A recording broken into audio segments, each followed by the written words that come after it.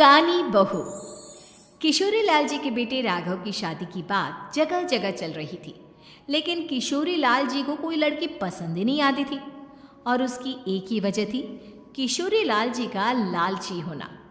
उनको लड़की वालों से मोटा दहेज चाहिए था और इसी चक्कर में एक दिन वो एक बहुत पैसे वाले के घर अपने बेटे का रिश्ता लेकर पहुंचे। उस आदमी का नाम था ओम प्रकाश।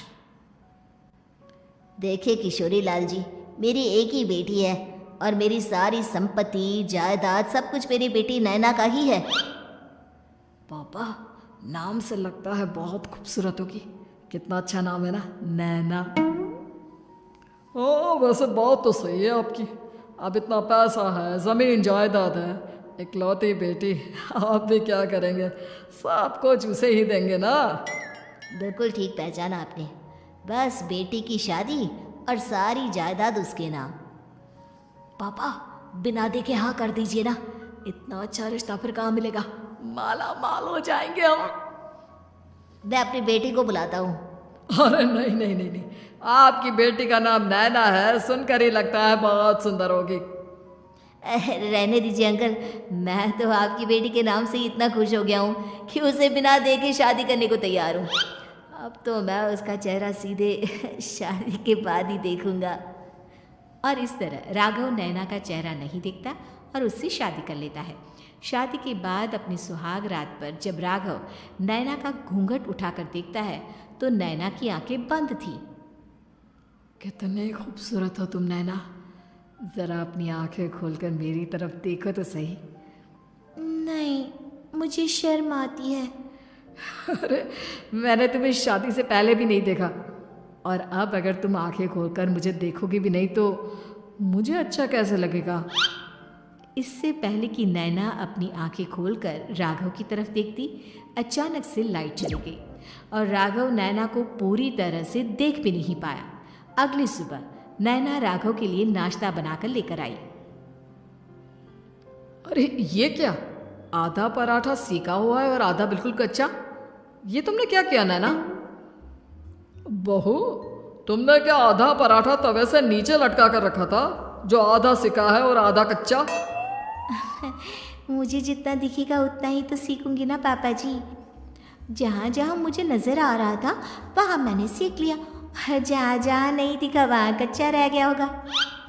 इसका क्या मतलब है? ये कैसा मजाक कर रही है तुम? अरे बहू, तुमने इतना लंबा घूंघट क्यों लगाया हुआ है? देखो, हमारे घर में बहुओं को बेटी की तरह रखा जाता है, और फिर तुम तो इतना सारा माल लेकर आई हो। देखो, ये घूंघट डालकर रखने की कोई ज़रूरत नहीं है। हाँ नैना, पापा जी ठीक कह रहा है, तुम तो आराम से रहो, अपना ही घर समझो। नैना अचानक से अपना घूंघट उठा लेती है। अरे ये क्या पापा, नैना की तो एक आंख फूटी हुई है। नाम से नैना, लेकिन ये तो कानी बहू निकली। मेरे साथ धोखा हुआ है, धोखा। बिना दिखाए अपनी कानी लड़की मेरे संग ब्याह थी, मुझे कानी भी नहीं चाहिए। मुझे अभी ओम प्रकाश जी से बात करनी पड़ेगी। आखिर उन्होंने मेरे साथ ऐसा किया क्यों? अरे आप लोगों ने ही तो पापा से कहा था कि आप लोग शादी से पहले मुझे देखना नहीं चाहते। अब मेरे पापा पर क्यों इल्जाम लगा रहे हैं? अरे लेकिन उन्हें बताना तो चाहिए था ना कि तुम कानी हो, एक आंख से तुम्हें दिखाई नहीं देता। किशोरी लाल और राघव नाराज होकर ओम प्रकाश को अपने घर बुलाते हैं। पापा जी, ये आपने क्या किया? शादी से पहले बताया क्यों नहीं कि नैना की आंखों में परेशानी है? अरे आप ही ने तो लड़की देखने से मना कर दिया था। और लेकिन आप बता तो सकते थे। आपको तो हमारी बेटी की प्रॉपर्टी चाहिए थी, वो भी पूरी की पूरी। अब क्या हुआ अगर उसे आधा दिखाई देता है? प्रॉपर्टी तो आपको पूरी मिल गई ना। अरे ये क्या बात हुई? मेरी शादी प्रॉपर्टी से नहीं, आपकी बेटी से हुई है। अब ये तो पहले सोचना चाहिए था, तब तो मेरी प्रॉपर्टी देखकर तुम्हारी जुबान लप लपा रही थी। लेकिन मैं कानी लड़की को अपनी बीवी बनाकर नहीं रख सकता। पापा कुछ करिए ना आप। हाँ करता हूँ। देखिए ओम प्रकाश जी, आप हमारे साथ ऐसा नहीं कर सकते।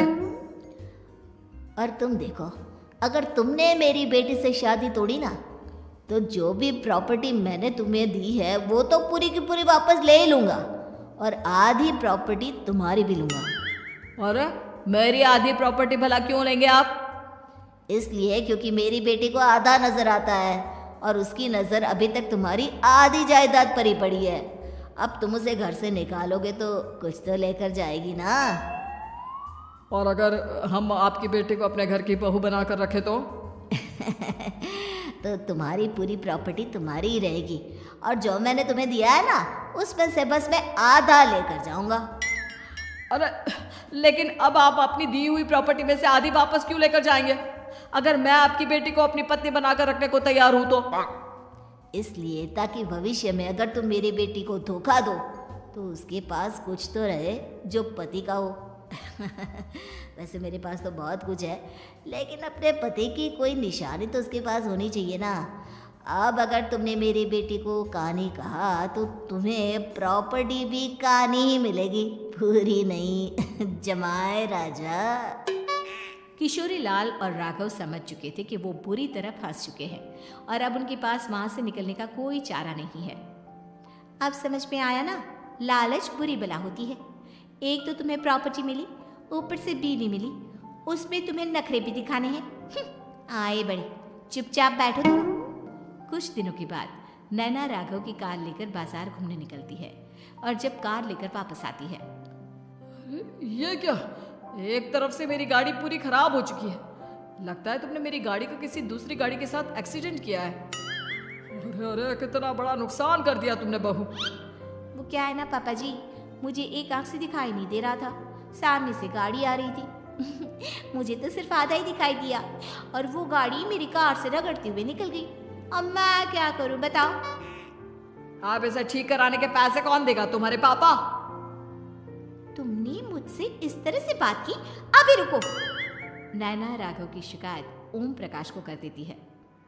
देखो राघव, अब जो मेरी आधी प्रॉपर्टी तुम्हारे पास थी ना, उसमें से आधी और मैं लेकर जाऊंगा, क्योंकि तुमने मेरी बेटी को डांटा।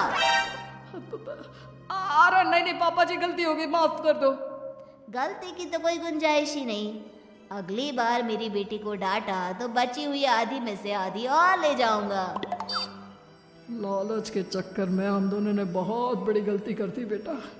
एक तो तुम्हें कानी बहू मिली और ऊपर से जो माल मिला वो भी काना। इस तरह राघव की हर एक गलती पर ओम प्रकाश उसकी प्रॉपर्टी का आधा आधा हिस्सा लेकर अपना सारा माल वापस ले गया और राघव को कानी बीवी से काम चलाना पड़ा। भाई लालच वाकई में बुरी बला है।